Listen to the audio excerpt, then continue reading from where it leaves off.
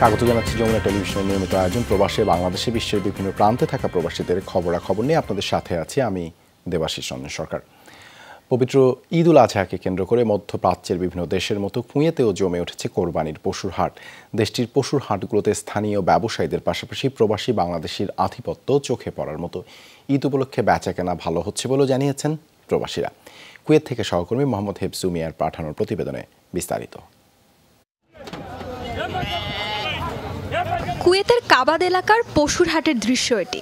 প্রতি বছরের মতো এবারও জমে উঠেছে কুরবানির পশুর এই হাট। প্রান্তিক কৃষকদের পাশাপাশি বিভিন্ন খামার থেকেও জড়ো হচ্ছে বিভিন্ন জাতের দুম্বা, উট এবং ছাগল। স্থানীয়দের পাশাপাশি আমদানি করা পশুও বেচাকেনা চলছে এই হাটে।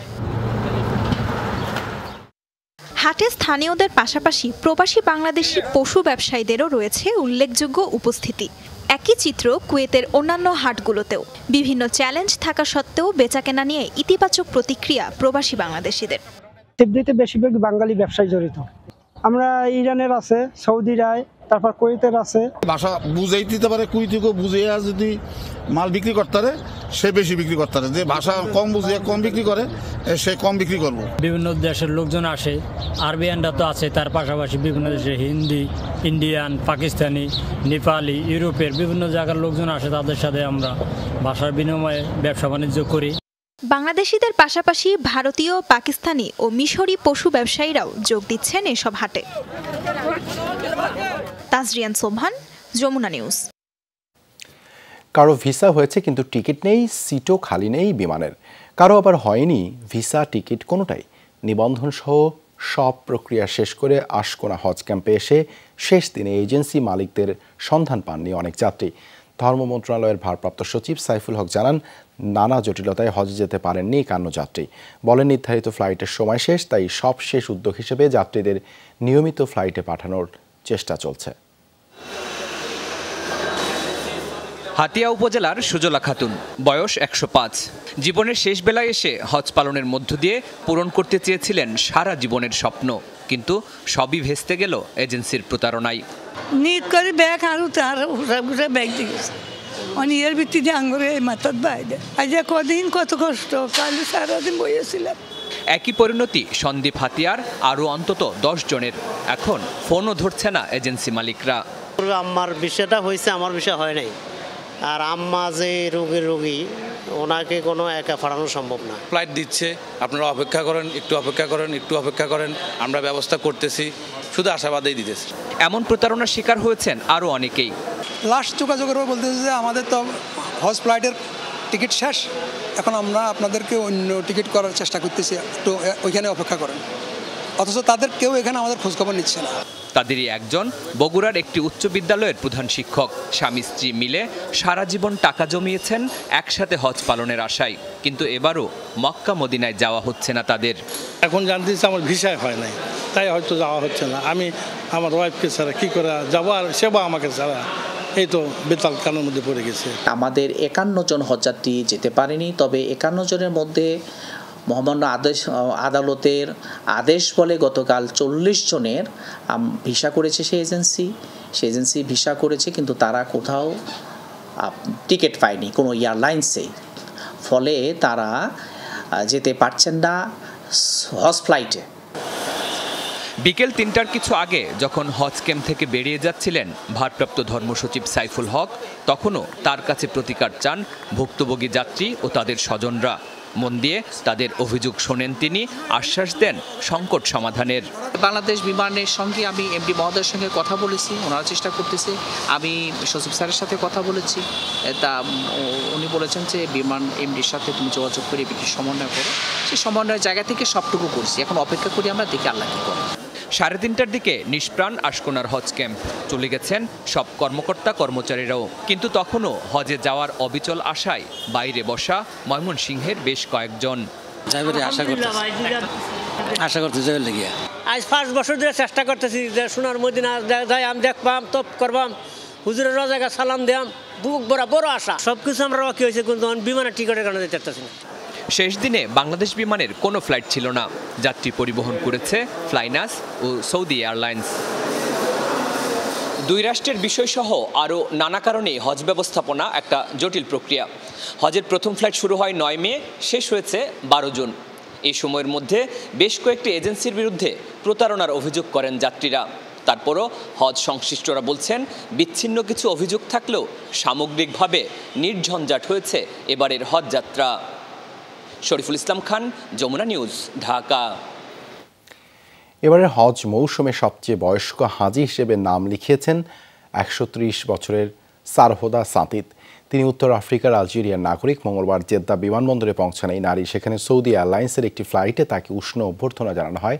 সামাজিক যোগাযোগ মাধ্যম এক্স এ প্রকাশিত ভিডিওতে দেখা যায় হুইল চেয়ারে বিমানবন্দরে নেওয়া হচ্ছে সারহোদা সাতিতকে। এ সময় বিমানবন্দরের কর্মকর্তারা তাকে ফুলের মালা দিয়ে বরণ করেন। এত বয়স হওয়া সত্ত্বেও হজ পালনের প্রবীণ এই নারীর দৃঢ়তা মুগ্ধ করেছে সারা বিশ্বকে। প্রায় 8 মাস বন্ধ থাকার পর পুনরায় বাংলাদেশি নাগরিকদের কয়েকটি ক্যাটাগরিতে ভিসা প্রদান চালু করল ওমান সরকার। গেল বছরের অক্টোবর থেকে বাংলাদেশি নাগরিকদের সব ধরনের ভিসা দেয়া বন্ধ রেখেছিল ওমান সরকার। বুধবার ঢাকার ওমান দূতাবাসের পক্ষ থেকে একটি প্রজ্ঞাপন জারি করে কয়েকটি ক্যাটাগরিতে বাংলাদেশিদের জন্য ভিসা আবারও চালু হওয়ার কথা জানানো হয়। এই সুবিধার আওতায় রয়েছে ফ্যামিলি ভিসা এবং ডাক্তার, নার্স, শিক্ষক ও প্রকৌশলী সহ হিসাবরক্ষক ও বিনিয়োগকারীরা। পাশাপাশি ভিসা দেয়া হবে উচ্চ আয়ের পর্যটক ও উপসাগরীয় দেশগুলিতে বসবাসকারী বাংলাদেশিদেরও।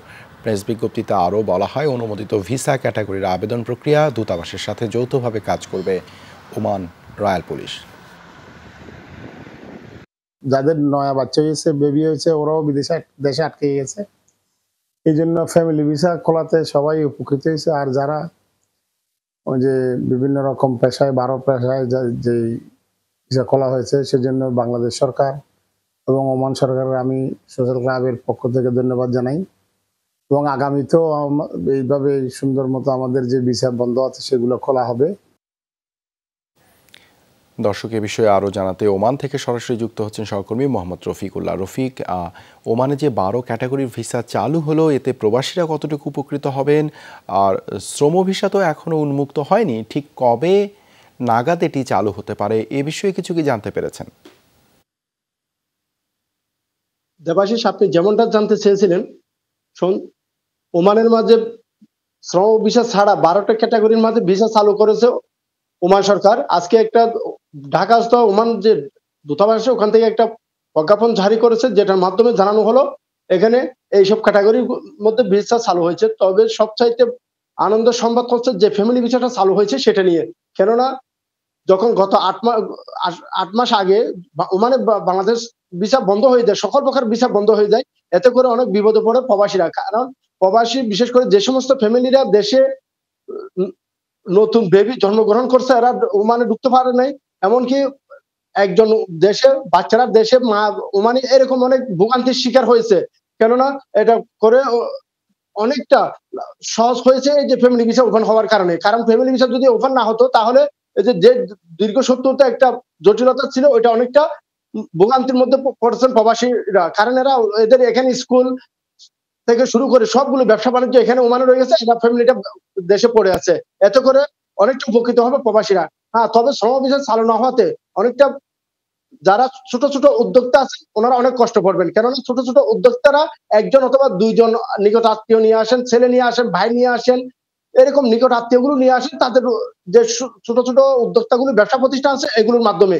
সেজন্য এখনো শ্রম ভিসা মুক্ত হয় নাই। তবে আমি দূতাবাসের সাথে কথা বলছি, সম্প্রতি গত মাসের শেষ নাগাদ বাংলাদেশ থেকে আমাদের শ্রম প্রতিমন্ত্রী, প্রবাসী কল্যাণ বৈদেশিক কর্মসংস্থান প্রতিমন্ত্রী এসেছেন, ওনার সাথে কথা বলেছি। বলছে আগে এই সমস্ত এগুলো চালু হোক। হয়তো আমাদের সাথে একটা ফলপ্রসূ আলাপ আলোচনা হয়েছে ওমান সরকারের সাথে। ইনশাল্লাহ ঢাকা এবং মাঝখানের যে দূরত্ব এটা অনেকটা কমে আসছে। দ্রুত বাংলাদেশ যে শ্রম বাজার আছে এটা মুক্ত হওয়ার কথা আশ্বাস করছেন বলে মন্ত্রী মহোদয় আমাদেরকে জানিয়েছে। আমি দূতাবাসে জিজ্ঞেস করছি, দূতাবাসের মাননীয় রাষ্ট্রদূত মহোদয় এইসব আমাদেরকে একটা আশ্বাস বাণী শুনিয়েছে। আশা করি ইনশাল্লাহ খুব দ্রুত ইনশাল্লাহ এইসব রেজাল্টটা পাবো। দেবাশিস, ধন্যবাদ আপনাকে আমাদের সাথে যুক্ত হওয়ার জন্য। তৃতীয় কোনো দেশে রোহিঙ্গাদের পুনর্বাসন মানবিক এই সংকটের স্থায়ী সমাধান নয়, এমনটাই মনে করে যুক্তরাষ্ট্র। 20 জুন বিশ্ব শরণার্থী দিবস উপলক্ষে আয়োজিত সংক্ষিপ্ত সংবাদ সম্মেলনে কথা জানান যুক্তরাষ্ট্রের regional refugee coordinator Mackenzie Rowe. সকালে ঢাকায় মার্কিন দূতাবাসে তিনি বলেন, রোহিঙ্গা ক্যাম্পে মানবিক সহায়তাকে বাধাগ্রস্ত করে এমন যে কোনো কর্মকাণ্ডে যুক্তরাষ্ট্র উদ্বিগ্ন। মিয়ানমার থেকে পালিয়ে আসা রোহিঙ্গারা নিজ দেশে ফিরতে না পেরে মাথা ব্যথার কারণ হয়ে দাঁড়িয়েছে বাংলাদেশ তথা দক্ষিণ পূর্ব এশিয়া দেশগুলোর। বিশেষ ক্ষেত্রে তৈরি করেছে নিরাপত্তা ঝুঁকিও। এমন সংকটে বাইডেন প্রশাসন থেকে ঘোষণা আসে বোঝা কমাতে চেষ্টা করছে তারা, হবে তৃতীয় দেশে পুনর্বাসন। সেই ধারাবাহিকতায় এখন পর্যন্ত প্রায় 13,000 রোহিঙ্গা পুরো দক্ষিণ পূর্ব এশিয়া থেকে গিয়েছে যুক্তরাষ্ট্রে। তবে এটা স্থায়ী সমাধান নয় বলে মনে করে দেশটি। আমি জোর দিয়ে বলতে চাই, বাংলাদেশ একা নয়। যুক্তরাষ্ট্র ও জাতিসংঘের অন্যান্য সংস্থা রোহিঙ্গা সংকট সমাধানে বাংলাদেশের পাশে আছে। এখন পর্যন্ত প্রায় 13,000 রোহিঙ্গাকে পুনর্বাসনের জন্য যুক্তরাষ্ট্রে নেওয়া হয়েছে। আগামী সেপ্টেম্বরে এই সংখ্যা আরও বাড়বে। তবে আমি মনে করি এটা স্থায়ী সমাধান নয়। রাজধানীর আমেরিকান সেন্টারে আয়োজিত সীমিত সংবাদ সম্মেলনে আরও বলা হয়, রোহিঙ্গা ক্যাম্পে মানবিক সহায়তাকে বাধাগ্রস্ত করে এমন যে কোনো কর্মকাণ্ডে যুক্তরাষ্ট্রের উদ্বেগ আছে। ক্যাম্প এলাকায় মানবিক সহায়তা বাধাগ্রস্ত করে এমন সকল কর্মকাণ্ডেই আমরা উদ্বিগ্ন। বিষয়গুলো সমাধানে বাংলাদেশ সরকারের সাথে বিভিন্ন পর্যায়ে কাজ করছি আমরা। আমার মনে হয় সম্মিলিত কার্যক্রমে আমরা ইতিবাচক কিছু করতে পারব। 2017 সাল থেকে এখন পর্যন্ত রোহিঙ্গা ও স্থানীয়দের প্রয়োজন মেটাতে জাতিসংঘের মাধ্যমে 22,000 কোটি টাকা দিয়েছে যুক্তরাষ্ট্র। নিঃস্বার্থভাবেই এমন সহায়তা অব্যাহত থাকবে বলেও জানিয়েছে দেশটি। Bangladesh should know that the United States will remain a steadfast partner in the humanitarian response to the Rohingya refugee crisis. Ahmed Reza, Jamuna news, Dhaka. সেনাপ্রধান জেনারেল এস.এম. শফিউদ্দিন আহমেদের সাথে সাক্ষাৎ করেছেন রুয়ান্ডা ডিফেন্স ফোর্সের chief of defence staff general এম.কে. মুবারক। সকালে সেনা সদরে হয় এই সৌজন্য সাক্ষাৎ। কুশল বিনিময়ের পাশাপাশি দুদেশের মধ্যেকার সম্পর্ক আরও বেগবান করার বিষয়ে কথা বলেন তারা। তাছাড়া ভবিষ্যৎ অগ্রযাত্রায় বিভিন্ন বিষয়েও আলোচনা উঠে আসে। এর আগে সকালে শিখা অনির্বাণে পুষ্পস্তবক অর্পণ করেন রুয়ান্ডার চিফ অব ডিফেন্স স্টাফ। পরে সেনা কুঞ্জে সশস্ত্র বাহিনীর একটি চৌকস দল তাকে গার্ড অব অনার প্রদান করে। সেখানে তিনি একটি গাছের চারা রোপণ করেন। 11 জুন 5 দিনের সফরে ঢাকায় আসেন এম.কে. মুবারক। কুয়েতের মানগাফ শহরে দুটি আবাসিক ভবনে ভয়াবহ অগ্নিকাণ্ডে নিহতের সংখ্যা বেড়ে 49 জনে দাঁড়িয়েছে। কর্তৃপক্ষের বরাত দিয়ে দেশটির বিভিন্ন গণমাধ্যম জানায়, বুধবার দক্ষিণাঞ্চলীয় শহরটির দুটি ভবনে আগুন লাগে। এরপর দ্রুত তা ছড়িয়ে পড়ে। শ্রমিকদের আবাসন হিসেবে ভবন দুটি ব্যবহৃত হতো। এর মধ্যে একটি ভবন থেকে উদ্ধার করা হয় 37 জনের মরদেহ। দগ্ধ আহত অবস্থায় উদ্ধার করা হয়েছে কমপক্ষে 43 জনকে। তাদের নেওয়া হয়েছে হাসপাতালে। আহতদের অনেকেরই অবস্থা আশঙ্কাজনক। কর্তৃপক্ষ জানায়, কয়েক ঘন্টার চেষ্টায় আগুন নিয়ন্ত্রণে এসেছে। হতাহতদের নাম ও পরিচয় যাচাই বাছাই করা হচ্ছে। হতাহতদের মধ্যে বেশ কয়েকজন ভারতীয় রয়েছেন জানিয়েছে দিল্লি। এদিকে ভয়াবহ এই দুর্ঘটনার জন্য ভবন মালিকদের দায়ী করেছে কুয়েত কর্তৃপক্ষ।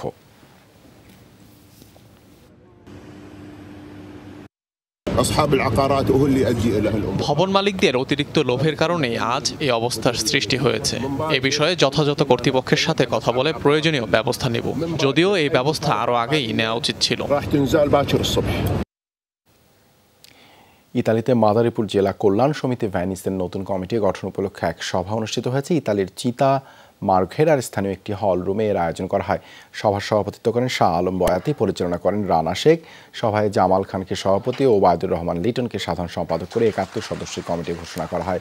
এছাড়া শাহ আলম বয়াতিকে প্রধান উপদেষ্টা করে 15 সদস্যের উপদেষ্টা পরিষদও গঠন করা হয়েছে।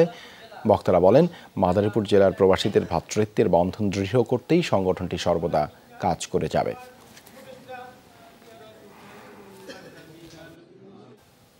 এই ছিল প্রবাসী বাংলাদেশে এতক্ষণ সাথে থাকার জন্য ধন্যবাদ সবাইকে।